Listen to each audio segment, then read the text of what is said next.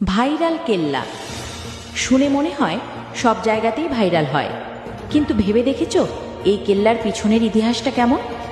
পিয়ালী নদীর তীরে ছিল একটা ভেড়ি, যেটা বারবার ভেঙে গ্রামের মাঠ, পুকুর, চাষ বাস সব তছনছ করত।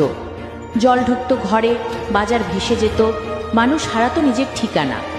তখনই স্থানীয় মানুষ আর প্রশাসনের উদ্যোগে একটা লোহার গেট বানানো হয়, যা জলের গতিপথ নিয়ন্ত্রণ করে, বাজারের দিকে জল ঢুকতে দেয় না।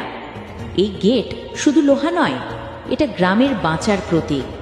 গেটের ছায়ে বসে যায় ছোট বাজার, সপ্তাহে 2 দিন বিকেলে। পিয়ালির ওপারের মানুষ নৌকা নিয়ে আসে বাজার করতে। আজ সেই কেল্লা বাজারে গেলে 32টা গেট খুলে যখন জল বেরোয়, প্রকৃতির সৌন্দর্য মন কেড়ে নেয়, ফিরে আসার মন চায় না। সবজি, মাছ, খেজুরের গুড় সবই কৃষকের হাতে খাঁটি জিনিস।